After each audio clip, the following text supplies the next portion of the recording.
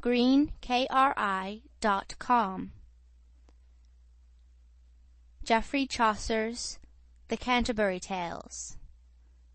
The Wife of Bath's Tale. The Prologue.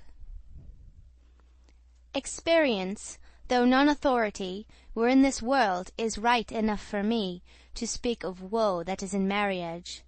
For lordings, since I 12 year was of age, thanked be God that is eternal live, husbands at the church door have I had 5. For I so often have y-wedded be, and all were worthy men in their degree. But me was told, not long time gone is, that sithen Christ went never but once to wedding, in the kine of Galilee, that by that ilk example taught he me, that I not wedded should be but once. Lo, hearken eke a sharp word for the nonce.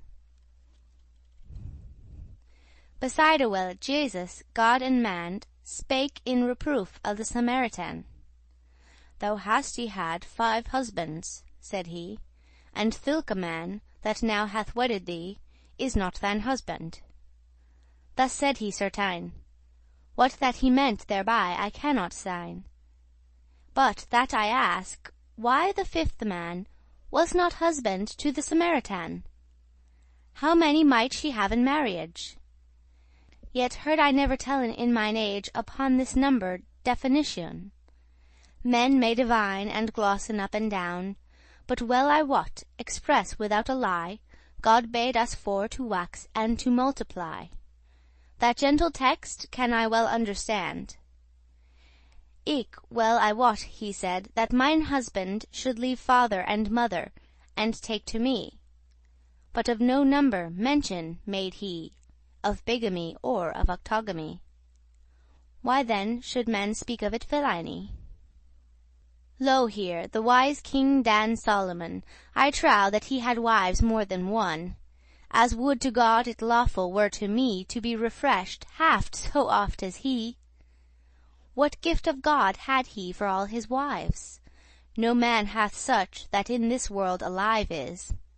God wot this noble king, as to my wit, the first night had many a merry fit, with each of them so well was him on live. Blessed be God that I have wedded 5. Welcome the 6th whenever he shall. For since I will not keep me chaste in all, when mine husband is from the world y gone, some Christian man shall wed me anon. For then the apostle saith that I am free to wed a God's half where it liketh me. He saith that to be wedded is no sin. Better is to be wedded than to brin. What recketh me though folk say villainy of shrewd Lamech and his bigamy? I wot well Abraham was a holy man, and Jacob eke, as far as ever I can, and each of them had wives more than 2, and many other holy men also. Where can ye see, in any man or age, that high God defended marriage? By word express. I pray you tell it me, or where commanded he virginity? I wot as well as you it is no dread. The apostle, when he spake of maidenhead, he said that precept thereof he had none. Men may counsel a woman to be one, but counselling is no commandment. He put it in our own judgment.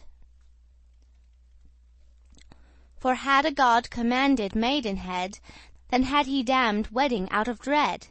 And certes, if there were no seed y-sow, virginity then whereof should it grow?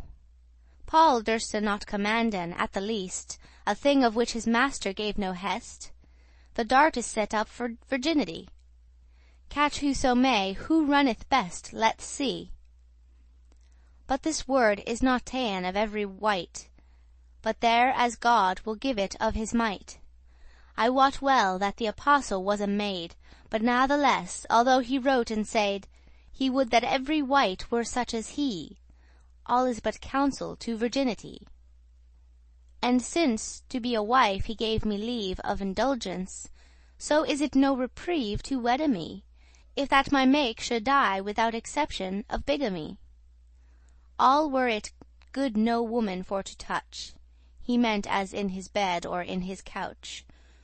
For peril is both fire and tow to assemble. Ye know what this example may resemble. This is all and some. He held virginity more profit than wedding in frailty. Frailty clepe I, but if that he and she would lead their lives all in chastity. I grant it well, I have none envy who maidenhead prefer to bigamy. It liketh them to be clean in body and ghost. Of mine estate I will not make a boast.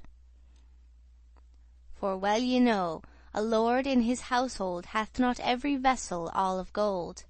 Some are of tree, and do their lord service. Good calleth folk to him in sundry wise, and each one hath of God a proper gift. Some this, some that, as liketh him to shift. Virginity is great perfection, and continence eke with devotion. But Christ, that of perfection is the well, bade not every wight he should go sell all that he had, and give it to the poor, and in such wise follow him and his lore. He spake to them that would live perfectly, and lordings, by your leave, that am not I.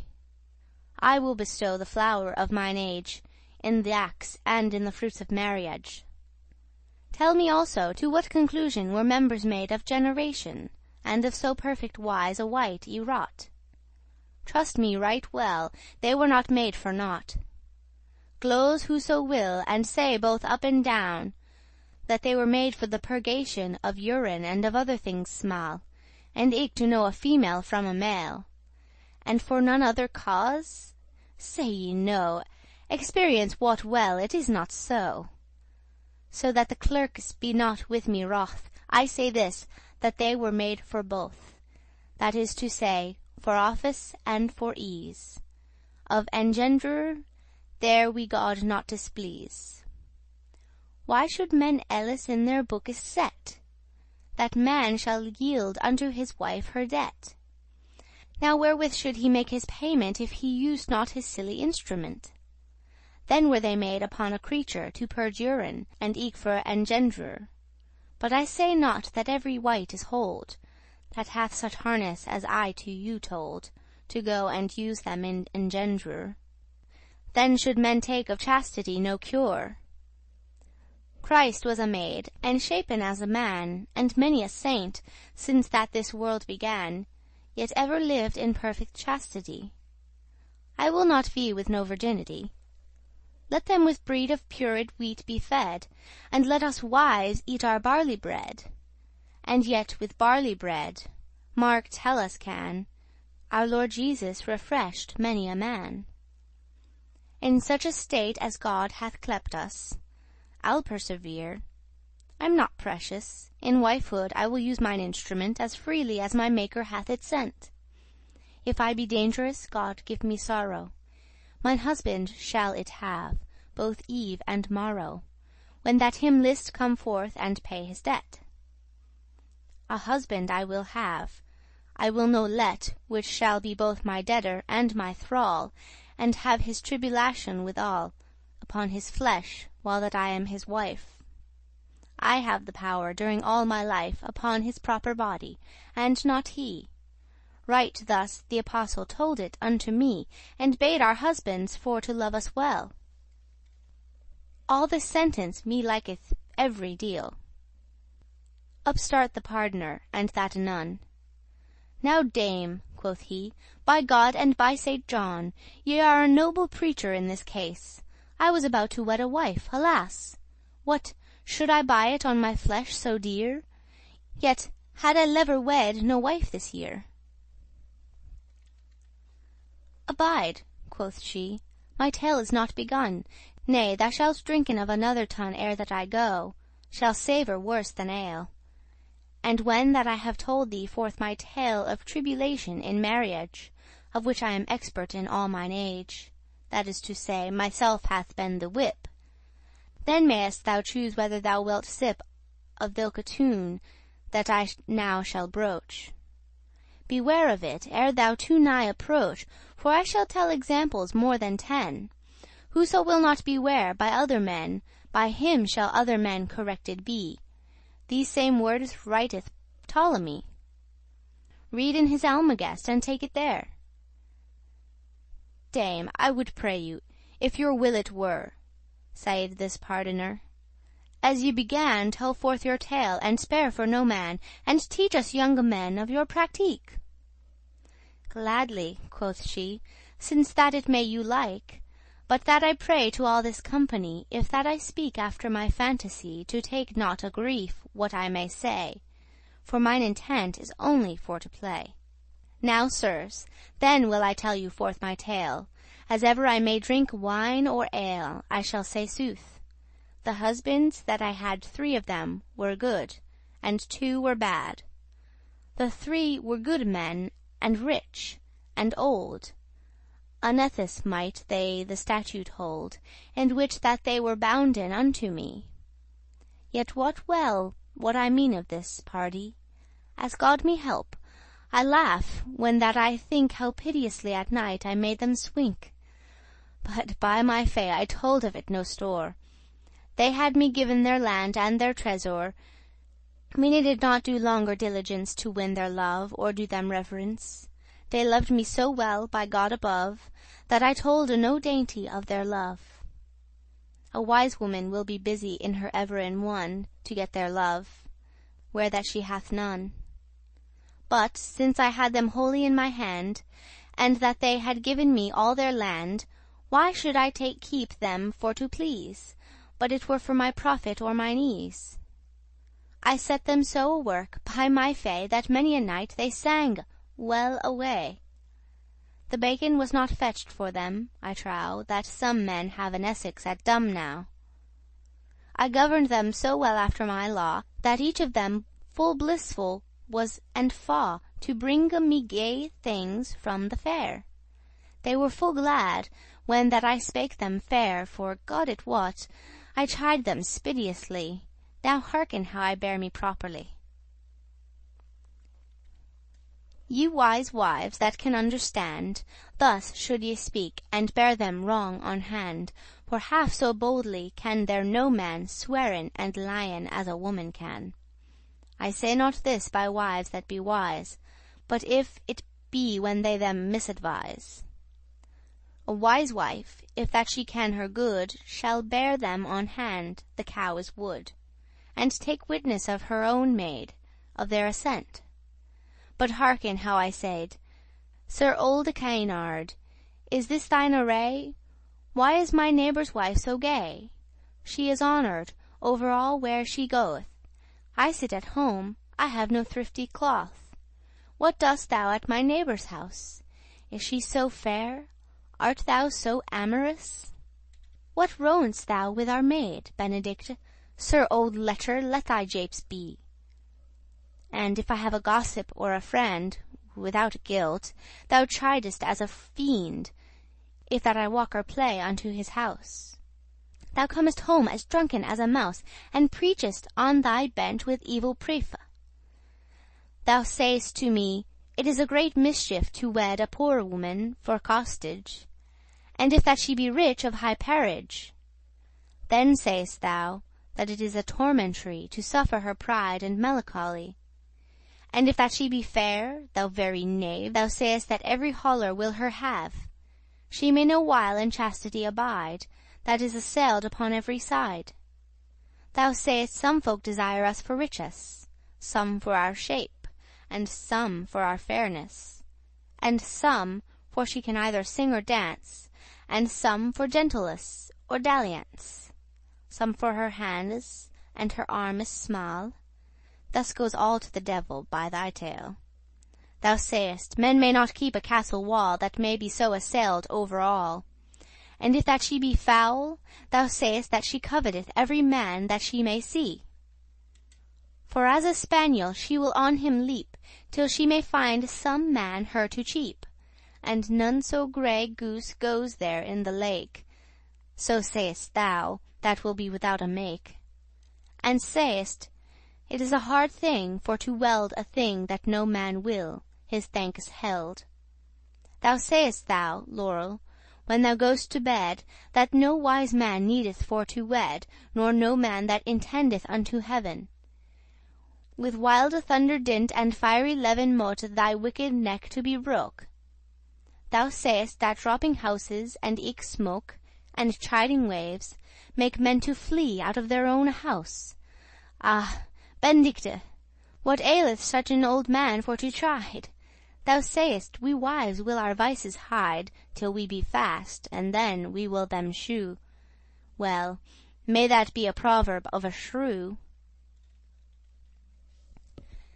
Thou sayest that oxen, asses, horses, hounds, they be assayed at divers stounds, basins and lavers, ere that men them buy, spoones, stooles, and all such husbandry, and so be pots, and clothes, and array. But folk of wives make none assay, till they be wedded, old dotard shrew. And then, sayest thou, we will our vices shew. Thou sayest also that it displeaseth me, but if that thou wilt praise my beauty, and but thou pour always upon my face, and call me a fair dame in every place, and but thou make a feast on thilke day that I was born, and make me fresh and gay, and but thou do to my Norris honour, and to my chamberer within my bower, and to my father's folk, and mine allies. Thus sayest thou, old barrel full of lies. And yet also of our prentice Jenkin, for his crisp hair shining as gold so fine, and for he squareth me both up and down, yet hast thou caught a false suspicion. I will him not, though thou wert dead to-morrow. But tell me this, why hidest thou with sorrow the keys of thy chest away from me? It is my good as well as thine, pardie. What think'st to make an idiot of our dame? Now, by that Lord that called his Saint James, thou shalt not both, although that thou wert would, be master of my body and my good. The one thou shalt forego, malgre thine eyen. What helpeth it of me t'inquire and spyen? I trow thou wouldest lock me in thy chest. Thou shouldest say, fair wife, go where thee lest. Take your disport, I will believe no tales. I know you for a true wife, Dame Alice. We love no man, what taketh keep or charge where that we go, we will be at our large. Of alle men most blessed may he be, the wise astrologer Dan Ptolemy, that saith this proverb in his Almagest. Of all men his wisdom is highest, that recketh not who hath the world in hand. By this proverb thou shalt well understand, have thou enough, what thar thee reck or care, how merrily that other folks fare. For certes, old dotard, by your leave, ye shall have pleasure right enough at eve. He is too great a niggard that will wern a man to light a candle at his lantern. He shall have never the less light, pardie. Have thou enough thee thar, not plain thee, thou sayest also. If that we make us gay with clothing and with precious array, that it is peril of our chastity. And yet with sorrow thou enforcest thee, and sayest these words in the apostle's name. In habit made with chastity and shame, ye women shall apparel you, quoth he, and not in tressed hair and gay perie, as pearls, nor with gold, nor clothes rich. After thy text, nor after thy rubric, I will not work as muchel as a gnat. Thou sayest also, I walk out like a cat, for whoso will singe the cate's skin, then will the catte well dwell in her inn. And if the catte's skin be sleek and gay, she will not dwell in house half a day, but forth she will, ere any day be dawed, to shew her skin and go a caterwawed. This is to say, if I be gay, Sir Shrew, I will run out my borel for to shew. Sir olde fool, what helpeth thee to spyen? Though thou pray Argus with his 100 eyen to my wardecorps, as he can best, in faith he shall not keep me, but me lest. Yet could I make his beard, so may I the. Thou sayest eke that there be thinges 3, which thinges greatly trouble all this earth, and that no wight may endure the firth. O lefe, Sir Shrew, May Jesus short thy life. Yet preachest thou, and sayest thou, a hateful wife ye reckoned is for one of these mischances. But there none other manner resemblances that ye may liken your parables unto, but if a silly wife be one of tho. Thou likenest a woman's love to hell, to barren land where water may not dwell. Thou likenest it also to wild fire. The more it burns, the more it hath desire to consume everything that burnt will be. Thou sayest, right as wormes shend a tree, right so a wife destroyeth her husband. This know they well that be to wives bond. Lordings, right thus, as ye have understand, bear I stiffly mine old husbands on hand, that thus they saiden in their drunkenness. And all was false, but that I took witness on Jenkin, and upon my niece also. O Lord, the pain I did them, and the woe, full guiltless by God's sweet pine. For as a horse I coulde bite and whine, I coulde plain, and I was in the guilt, or else ofttime I had been spilt. Whoso first cometh to the nil first grint. I plained first, so was our wary stint.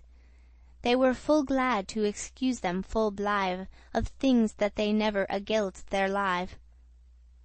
Of wenches would I bear them on hand, when that for sickness scarcely might they stand, yet tickled I his heart, for that he weened that I had of him so great churt. I swore that all my walking out by night was for to espy wenches that he dight. Under that colour I had many a mirth, for all such wit is given us at birth. Deceit, weeping, and spinning God doth give to women kindly, while that they may live. And thus of one thing I may vaunt me, at the end I had the better in each degree, by sleight or force, or by some manner thing, as by continual murmur or grudging, namely a bed, there had they mischance. There would I chide, and do them no pleasance. I would no longer in the bed abide, if that I felt his arm over my side, till he had made his ransom unto me, then would I suffer him do his nicety. And therefore every man this tale I tell, win whoso may, for all is for to sell. With empty hand men may no hawkes lure, for winning would I all his will endure, and make me a feigned appetite. And yet in bacon had I never delight. That made me that I ever would them chide. For though the Pope had sitten them beside, I would not spare them at their owen board, for by my troth I quit them word for word, as help me very God omnipotent. Though I right now should make my testament, I owe them not a word, that is not quit. I brought it so about by my wit, that they must give it up, as for the best, or else we had never been in rest. For though he looked as a wood lion, yet should he fail of his conclusion. Then would I say, now goode leffe tak keep, how meekly looketh Wilken our sheep. Come near, my spouse, and let me ba thy cheek. Ye should be all patient and meek, and have a sweet y-spiced conscience, since ye so preached of Job's patience. Suffer alway, since ye so well can preach, and but ye do, certain we shall you teach that it is fair to have a wife in peace. One of us two must bow, doubtless, and since a man is more reasonable than woman is, ye must be sufferable. What aileth you to grudge thus and groan? Is it for ye would have my love alone? Why, take it all. Lo, have it every deal, Peter. Shrew you but ye love it well, for if I would sell my bellicose, I could walk as fresh as is a rose. But I will keep it for your owen tooth. Ye be to blame, by God, I say you sooth. Such manner word as had we on hand. Now will I spaken of my fourth husband. My fourth husband was a reveller, that is to say, he had a paramour, and I was young and full of raggery, stubborn and strong, and jolly as a pie. Then could I dance to a harpe small, and sing y-wis as any nightingale, when I had drunk a draught of sweet wine. Metellus, the foul churl, the swine, that with a staff bereft his wife of life, for she drank wine, though I had been his wife, never should he have daunted me from drink. And after wine of Venus most I think, For all so sure as cold engenders hail, a liquorish mouth must have a liquorish tail. In woman vinolent is no defence, this no lechours by experience. But Lord Christ, when that it remembereth me upon my youth and on my jollity, it tickleth me about mine heart root. Unto this day it doth mine heart boot, that I have had my world as in my time. But age, alas, that all will envenime, hath me bereft my beauty and my pith. Let go, farewell, the devil go therewith. The flower is gone, there is no more to tell, the bran, as I best may, now must I sell. But yet to be right merry will I fand, now forth to tell you of my fourth husband. I say, I in my heart, and great despite, that he of any other had delight. But he was quit by God and by Saint Joseph. I made for him of the same wood a cross, not of my body in no foul manner, but certainly I made folk such cheer, that in his owen grease I made him fry for anger and for very jealousy. By God in earth I was his purgatory, for which I hope his soul may be in glory. For, God it wot, he sat full oft and sung, when that his shoe full bitterly him wrung. There was no wight, save God and he, that wist in many wise how sore I did him twist. He died when I came from Jerusalem, and lies in grave under the Rudebeam, although his tomb is not so curious as was the sepulchre of Darius, which that Apelles wrought so subtly. It is but waste to bury them preciously. Let him fare well, God give his soul rest. He is now in his grave and in his chest. Now of my fifth husband will I tell. God let his soul never come into hell, and yet was he to me the most shrew. That feel I on my ribbes all by rue, and ever shall until mine ending day. But in our bed he was so fresh and gay, and therewithal so well could he me glosse, when that he would have my belle chose, though he had beaten me on every bone, yet could he win again my love anon. I trow I loved him better, for that he was of his love so dangerous to me. We women have, if that I shall not lie, in this manner a quaint fantasy. Whatever thing we may not lightly have, thereafter will we cry all day and crave. Forbid us thing, and that desire we. Press on us fast, and then we will flee. With danger utter we all our chaffair. Great press at market maketh dear ware, and too great cheap is held at little price. This knoweth every woman that is wise. My fifth husband, God his soul bless, which that I took for love and no riches, he sometime was a clerk of Oxenford, and had left school, and went at home to board with my gossip, dwelling in our town. God have her soul, her name was Alison.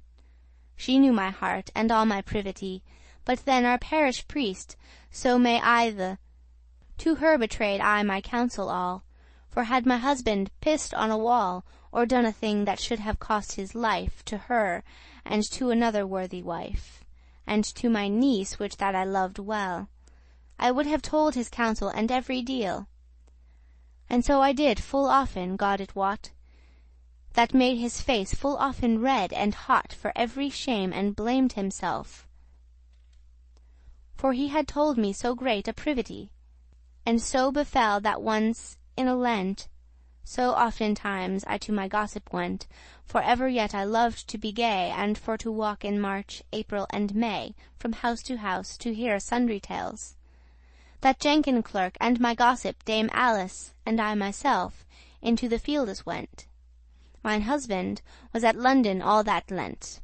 I had the better leisure for to play, and for to see, and eke for to be say, of lusty folk. What wist I where my grace was shapen for to be, or in what place? Therefore made I my visitations to vigilies, and to processions, to preachings eke, and to these pilgrimages, to plays of miracles and marriages, and weird upon me gay scarlet gites. These worms, nor these moths, nor these mites on my apparel fret them never a deal, and know'st thou why? For they were used well. Now will I telle forth what happened me. I say that in the fieldes walked we, till truly we had such dalliance, this clerk and I, that of my purveyance I spake to him, and told him how that he, if I were widow, shoulde wedded me. For certainly I say for no bobbins, yet was I never without purveyance of marriage, nor of other things eke. I hold a mouse's wit not worth a leek, that hath but one hole for to starte to, and if that fail, then is all y do. I bare him on hand, he had enchanted me. My dame taughte me that subtlety, and eke I said, I met of him all night, he would have slain me, as I lay upright, and all my bed was full of very blood. But yet I hoped that he should do me good, for blood betokened gold, as me was taught. And all was false, I dreamed of him right not, but as I was followed I my dame's lore, as well of that as of other things more. But now, sir, let me see, what shall I sign? Aha! By God, I have my tale again. When that my fourth husband was on bier, I wept algate and made a sorry cheer, as wives must, for it is the usage, and with my kerchief covered my visage. But, for I was provided with a make, I wept but little, that I undertake. To churche was mine husband born a morrow, with neighbours that for him made sorrow. And Jenkin, our clerk, was one of tho. As help me God, when that I saw him go after the bier, methought he had a pair of legges and of feet so clean and fair, that all my heart I gave unto his hold. He was, I trow, a 20 winter old, and I was 40, if I shall say sooth. Gat-toothed I was, and that became me well. I had the print of Saint Venus' seal.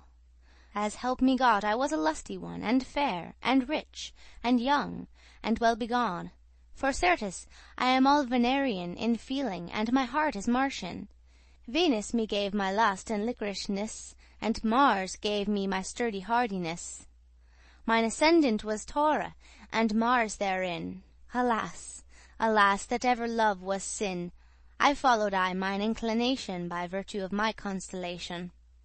That made me that I coulde not withdraw my chamber of Venus from a good fella. Yet have I Martis' mark upon my face, and also in another privy place. For God so wisely be my salvation, I loved never by discretion, but ever followed mine own appetite. All were he short, or long, or black, or white, I took no keep, so that he liked me. How poor he was, neither of what degree. What should I say, but that at the month's end this jolly clerk Jenkin, that was so hend, had wedded me with great solemnity, and to him gave I all the land and fee that ever was me given therebefore. But afterward repented me full sore. He woulde suffer nothing of my list. By God, he smote me once with his fist, for that I rent out of his book a leaf, that of the stroke of mine ear waxed all deaf. Stubborn I was, as is a lioness, and of my tongue a very jangleress. And walk I would, as I had done beforn, from house to house, although he had it sworn, for which he oftentimes woulde preach, and me of olde Roman justice teach, how that Sulpicius Gallus left his wife, and forsook for term of all his for naught, but open-headed he her say, looking out at his door upon a day. Another Roman told he me by name, that for his wife was at a summer game, without his knowing, he forsook her eke. And then would he upon his Bible seek that ilke proverb of Ecclesiast, where he commandeth and forbiddeth fast, man shall not suffer his wife go roll about. Then would he say right thus without a doubt, whoso that buildeth his house all of sallows, and pricketh his blind horse over the fallows, and suffereth his wife to go seek hallows, is worthy to be hanged on the gallows. But all for naught. I said not a haw of his proverbs, nor of his olde saw, nor would I not of him corrected be. I hate them that my vices tell me, and so do more of us, God wot, than I. This made him wood with me all utterly. I will not forbear him in no case. Now will I say you sooth by Saint Thomas, why that I rent out of his book a leaf, for which he smote me, so that I was deaf. He had a book that gladly night and day for his disport he would it read alway. He called it Valerie and Theoprast, and with that book he laughed alway full fast. And eke there was a clerk sometime at Rome, a cardinal that highte Saint Jerome, that made a book against Jovinian, which book was there, and eke Tertullian, Chrysippus, Trotula, and Heloise, that was an abbess not far from Paris, and eke the parables of Solomon, Ovide's art, and Boordus many one.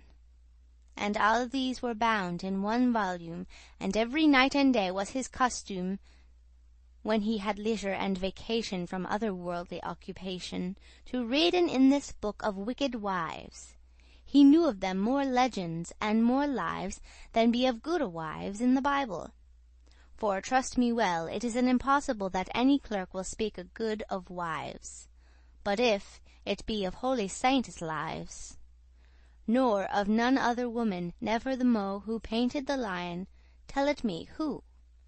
By God, if women had written stories, as clerkes have within their oratories, they would have writ of men more wickedness than all the mark of Adam, many redress the children of Mercury and Venus, be in their working full contrarious. Mercury loveth wisdom and science, and Venus loveth riot and dispense, and for their diverse disposition each falls in other's exaltation, as thus, God wot, Mercury is desolate in Pisces, where Venus is exalted, and Venus falls where Mercury is raised. Therefore no woman by no clerk is praised. The clerk, when he is old, and may not do a Venus' works not worth his olde shoe, then sits he down and writes in his dotage that women cannot keep their marriage. But now to purpose, why I told thee that I was beaten for a book, pardie. Upon a night Jenkin, that was our sire, read on his book as he sat by the fire. Of Eva first, that for her wickedness was all mankind brought into wretchedness, for which that Jesus Christ himself was slain, that bought us with his hearte blood again. Lo here express of women may ye find, that woman was the loss of all mankind. Then he read me how Samson lost his hairs sleeping, his leman cut them with her shears, through which a treason lost he both his eyen. Then he read me, if that I shall not lien, of Hercules and of his Dejanire, that caused him to set himself on fire. Nothing forgot he of the care and woe that Socrates had with his wives two. How Xantippe cast piss upon his head. This silly man sat still, as he were dead, his whipped head, and no more durst he sign, but, ere the thunder stint, there cometh rain. Of Phasiphae, that was queen of Crete, for shrewdness he thought the tale sweet. Fie, speak no more, it is a grisly thing, of her horrible lust and her liking. Of Clytemnestra, for her lechery, that falsely made her husband for to die, he read it with full good devotion. He told me eke for what occasion Amphiorax at Thebes lost his life. My husband had a legend of his wife Eriphyle, that for an out of gold had privily unto the Greekes told, where that her husband hid him in a place for which he had at Thebes sorry grace. Of Luna he told me, and of Lucy. They both made their husbands for to die, that one for love, that other was for hate. Luna her husband on an evening late empoisoned had, for that she was his foe. Lucia liquorish loved her husband so, that for he should always upon her think, she gave him such a manner love drink, that he was dead before it were the morrow. And thus algates husbands had a sorrow.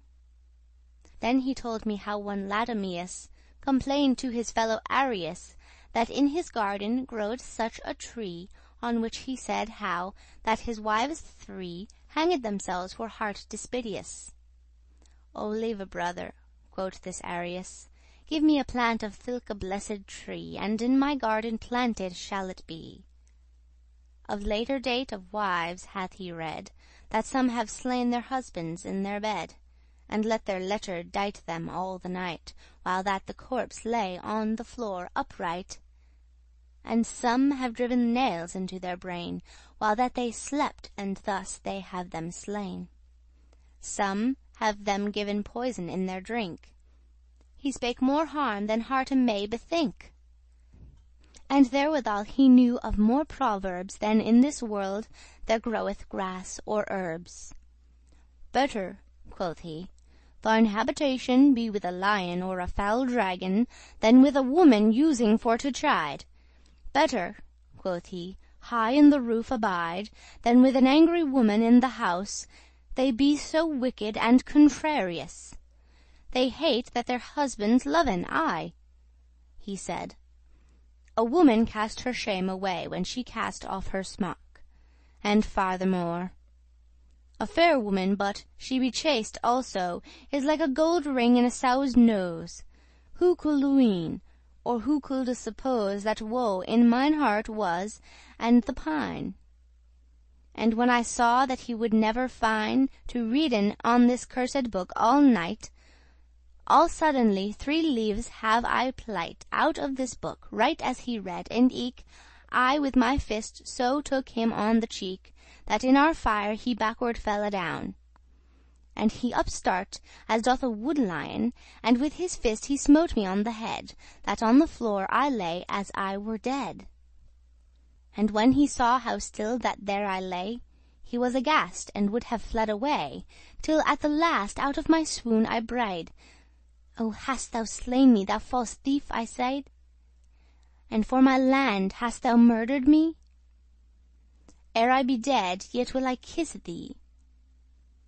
And near he came and kneeled fair adown, and said, "Dear sister Alisoun, as help me God, I shall thee never smite. For that I have done it is thyself too white. Forgive it me, and that I thee beseek." And yet eftsoons I hit him on the cheek, and said, "Thief, thus much I am areek. Now will I die, I may no longer speak." But at the last, with much care and woe, we fell accorded by ourselves two. He gave me all the bridle in my hand, to have the governance of house and land, and of his tongue, and of his hand also. I made him burn his book anon right though. And when that I had gotten unto me by mastery all the sovereignty, and that he said, "Mine owen true wife, do as thee list the term of all thy life. Keep thine honour, and eke keep mine estate." After that day we never had debate. God help me so, I was to him as kind as any wife from Denmark unto Ind, and also true, and so was he to me. I pray to God that sits in majesty, so bless his soul for his mercy dear. Now will I say my tale, if ye will hear. The friar laughed when he had heard all this. "Now, dame," quoth he, "so have I joy and bliss. This is a long preamble of a tale." And when the Sompnour heard the friar gale, "Lo," quoth this Sompnour, "God his arms to a friar will intermete him evermo'. Lo, good man, a fly and eke a frere will fall in every dish and eke matter. What speak'st thou of perambulation? What? Amble or trot, or peace, or go sit down? Thou lettest our disport in this matter." "Yea, wilt thou so, Sir Sompnour?" quoth the frere. "Now by my faith I shall, ere that I go, tell of a Sompnour such a tale or two, that all the folk shall laughen in this place." "Now do, else, friar, I beshrew thy face," quoth this Sompnour, "and I beshrew me, but if I telle tales 2 or 3 of friars ere I come to Sittingbourne, that I shall make thine heart for to mourn, for well I wot thy patience is gone." Our host cried, "Peace, and that anon," and said, "Let the woman tell her tale. Ye fare as folk that drunken be of ale. Do, dame, tell forth your tale, and that is best." "All ready, sir," quoth she, "right as you lest. If I have license of this worthy frere?" "Yes, dame," quoth he, "tell forth, and I will hear." The tale. In olde days of the King Arthur, of which that Britons speak of great honour, all was this land full filled of faery. The elf queen with her jolly company danced full oft in many a green mead. This was the old opinion, as I read. I speak of many 100 years ago, but now can no man see none elves mo'. For now the great charity and prayers of limitors and other holy freres, that search every land and every stream, as thick as motes in the sunbeam, blessing halls, chambers, kitchens and bowers, cities and burges, castles high and towers, thorpes and barns, schepens and dairies. This makes that there be now no fairies. For there as wont to walke was an elf, there walketh now the limitor himself, in undermels and in morrowings, and saith his matins and his holy things as he goes in his limitation.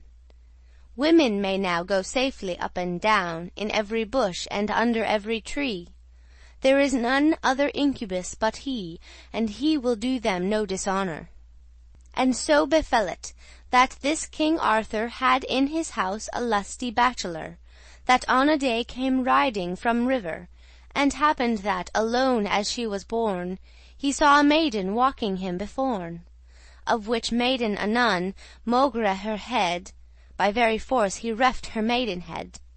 For which oppression was such clamour and such pursuit unto the King Arthur, that damned was this knight for to be dead by course of law, and should have lost his head.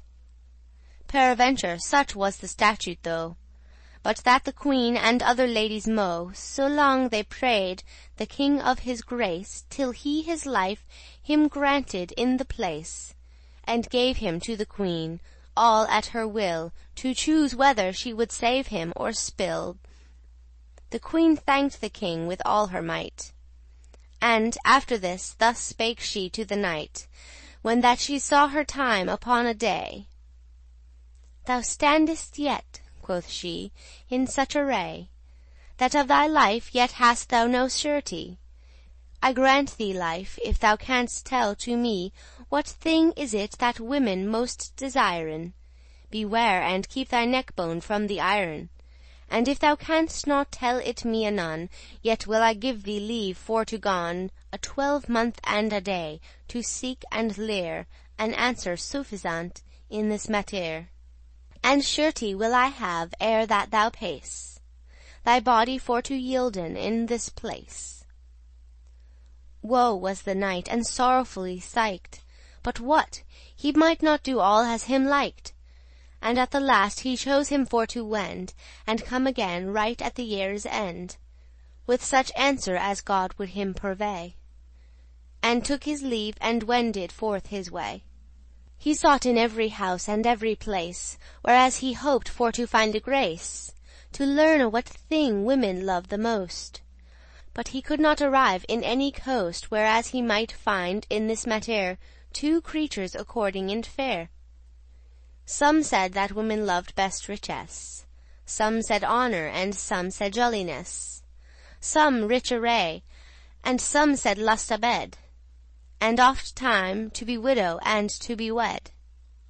Some said that we are in our heart most eased when that we are y-flattered and y-praised.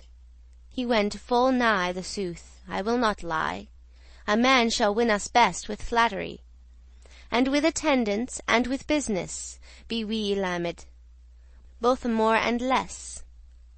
And some men said that we do love the best for to be free, and do right as us lest, and that no man reprove us of our vice, but say that we are wise and nothing nice. For truly there is none among us all, if any wight will claw us on the gall, that will not kick for that he saith us sooth. Assay, and he shall find it that so doth. For be we never so vicious within, we will be held both wise and clean of sin. And some men said that great delight have we for to be held stable and eke sacred, and in one purpose steadfastly to dwell, and not bewray a thing that men us tell. but that tale is not worth a rake steel. Pardie, we women can a nothing heal. Witness on Midas, will ye hear the tale? Ovid, amongst other things small, saith Midas had, under his longe hairs, growing upon his head, 2 asses' ears, the which vice he hid, as best he might, full subtly from every man's sight, that, save his wife, there knew of it no mo. He loved her most, and trusted her also. He prayed her that no creature she would tellen of his disfigure. She swore him, nay, for all the world to win, she would not do that villainy or sin, to make her husband have so foul a name. She would not tell it for her owen shame, but natheless her thought that she died, that she so long should a counsel hide. Her thought it swelled so sore about her heart, that needes must some word from her a start, and, since she durst not tell it unto man, down to a marish fast thereby she ran, till she came there, her heart was all afire, and, as a bittern bumbles in the mire, she laid her mouth unto the water down. "Bewray me not, thou water, with thy soun," quoth she, "to thee I tell it, and no mo. Mine husband hath long asses' ears too. Now is mine heart all whole, now is it out. I might no longer keep it out of doubt. Here may ye see, though we a time abide, yet out it must, we can no counsel hide. The remnant of the tale, if ye will hear, read in Ovid, and there ye may it lear.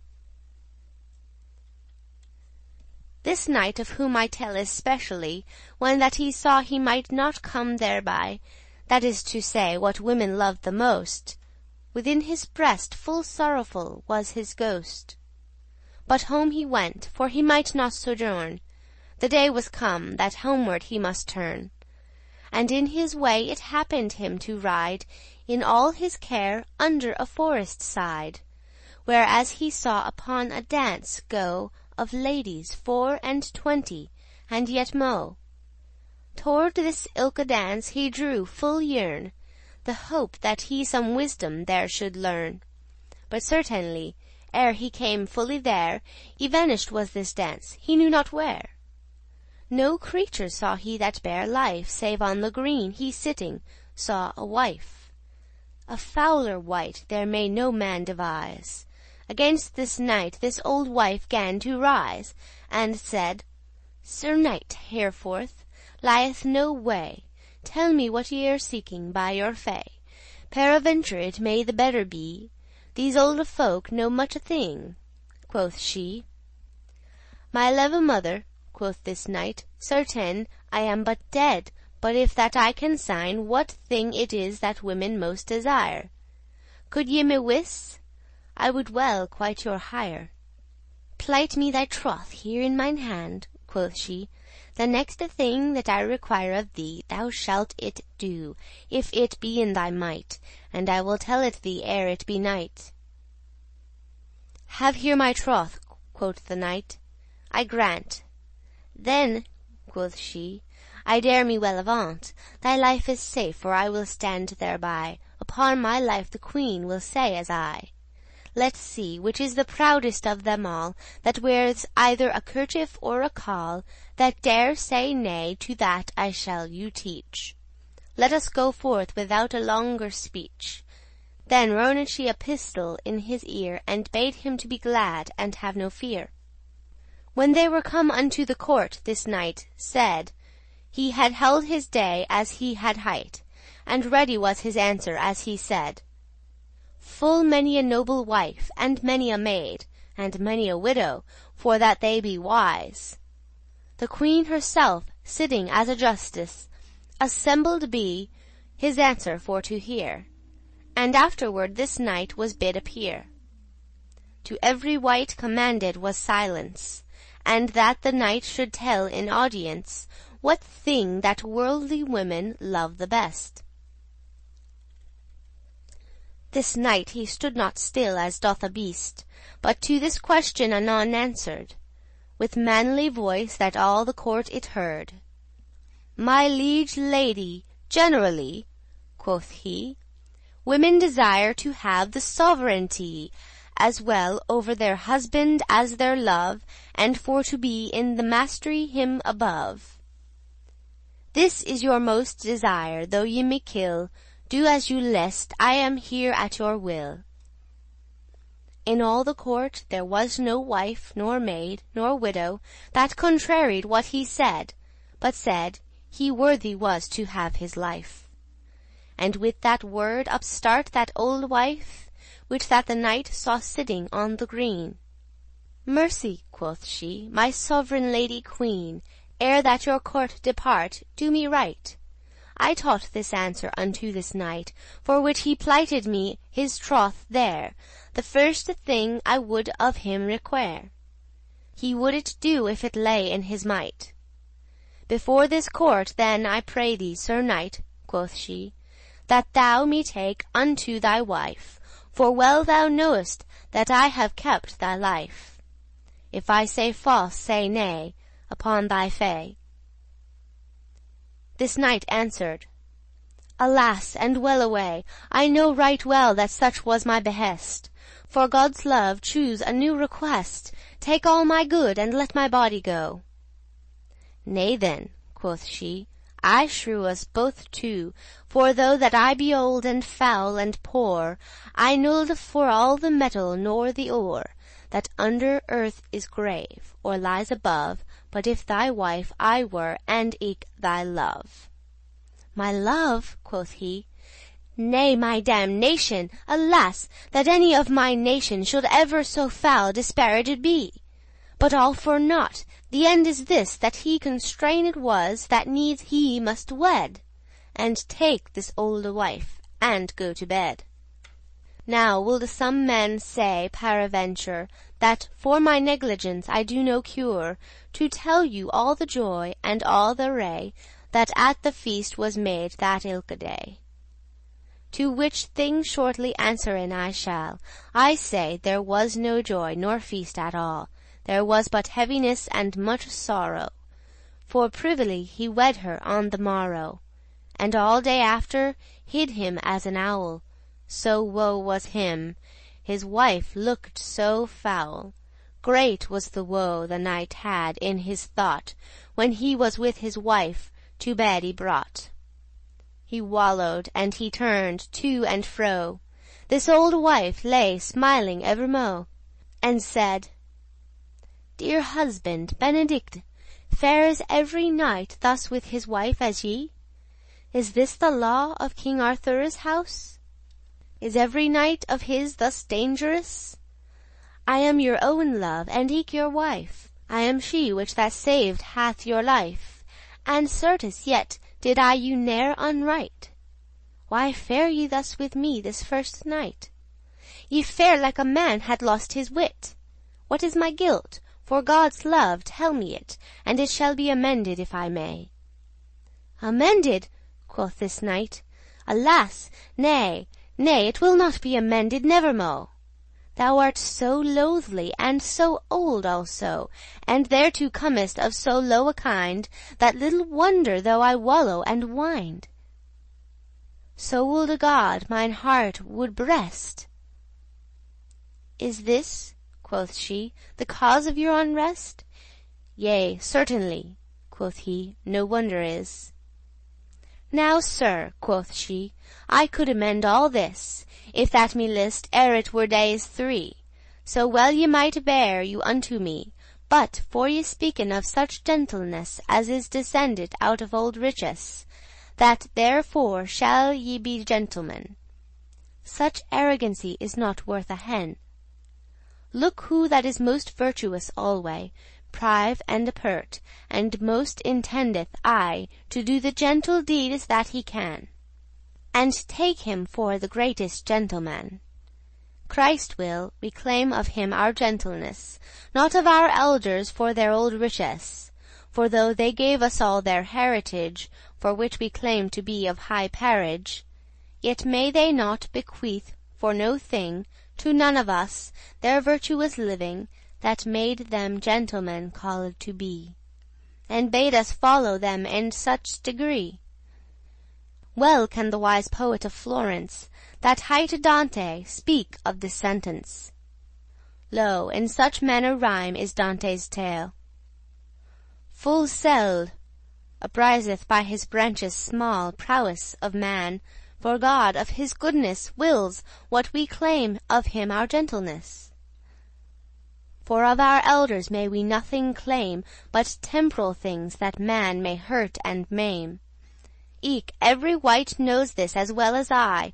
If gentleness were planted naturally unto a certain lineage down the line, prive and apert, then would they never find to do of gentleness the fair office, then might they do no villainy or vice.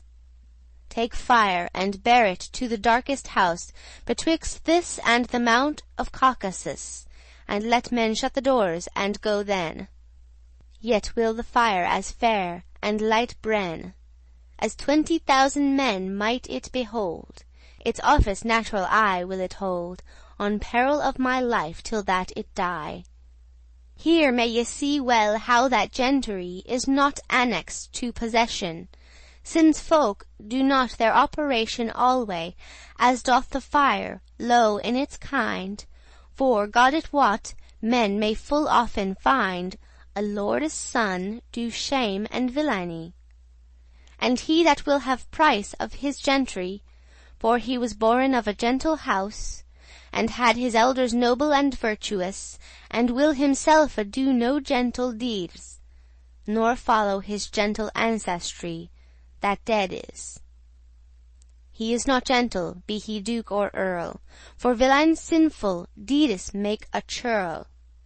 For gentleness is but the renommee of thine ancestors for their high bounty, which is a strange thing to thy person. Thy gentleness cometh from God alone. Then comes our very gentleness of grace. It was no thing bequeathed us with our place. Think how noble, as saith Valerius, was thilke Tullius Hostilius, that out of Provert rose to high read in Senec, and read eke in Boeotia. There shall ye see express that it no dread is, that he is gentle that doth gentle deeds. And therefore, live husband, I conclude, albeit that mine ancestors were rude, yet may the high God, and so hope I, grant me his grace to live virtuously. Then am I gentle, when that I begin to live virtuously, and waive sin. And whereas ye of povert me reprieve, the high God on whom that we believe, in wilful povert chose to lead his life. And certes every man, maiden, or wife may understand that Jesus, heaven's King, ne would not choose a virtuous living. Glad povert is an honest thing, certain. This will Senec and other clerkes sign. Whoso that holds him paid of his povert, I hold him rich though he hath not a shirt. He that coveteth is a poor wight, for he would have what is not in his might. But he that not hath, nor coveteth to have, is rich, although ye hold him but a knave. Very povert is sin properly. Juvenal saith of povert merrily. The poor man, when he goes by the way, before the thieves he may sing and play.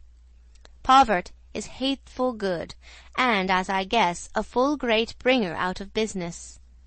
A great amender eke of sapience, to him that taketh it to him that taketh it in patience. Povert is this, although it seem a lange, possession that no wight will challenge. Povert, full often, when a man is low, makes him his God, and eke himself to know. Povert a spectacle is, as thinketh me, through which he may his very friend see. And therefore, sir, since that I you not grieve, of my povert no more may reprieve. Now, sir, of elde ye reprieve me, and certes, sir, though none authority wherein no book ye gentles of honour say that men should an old wight honour, and call him father for your gentleness. And author shall I finden, as I guess. Now there ye say that I am foul and old, then dread ye not to be a cuckold. For filth and eld also may either be great wardens upon chastity. But natheless, since I know your delight, I shall fulfil your worldly appetite. Choose now," quoth she, "one of these things twae, to have me foul and old till that I die, and be to you a true humble wife, and never you displease in all my life. Or else will ye have me young and fair, and take your adventure of the repair that shall be to your house because of me, or in some other place, it may well be. Now choose yourself whether that you liketh." This knight adviseth him, and sore he saketh. But at the last he said in this manner: "My lady and my love, and wife so dear, I put me in your wise governance. Choose for yourself which may be most pleasance, and most honour to you and me also. I do no force the whether of the two, for as you liketh, it sufficeth me." "Then have I got the mastery," quoth she, "since I may choose and govern as me lest." "Yea, certes, wife," quoth he, "I hold it best." "Kiss me," quoth she, "we are no longer wroth, for by my troth I will be to you both. This is to say, yea, both fair and good. I pray to God that I may sterve wood, but I to you be all so good and true as ever was wife since the world was new. And but I be to-morrow as fair to seen as any lady, empress, or queen, that is betwixt the east and eke the west, do with my life and death right as you lest. Cast up the curtain, and look how it is." And when the knight saw verily all this, that she so fair was and so young thereto, for joy he hent her in his armes too. His heart bathed in a bath of bliss, 1,000 times on row he gan her kissed. And she obeyed him in every thing that mighte do him pleasance or liking, and thus they live unto their lives' end in perfect joy. And Jesus Christ us send husbands meek and young, and fresh in bed, and grace to overlive them that we wed. And eke I pray Jesus to short their lives, that will not be governed by their wives. And old and angry niggards of dispense, God send them soon of very pestilence. End of The Wife of Bath, of Geoffrey Chaucer's The Canterbury Tales.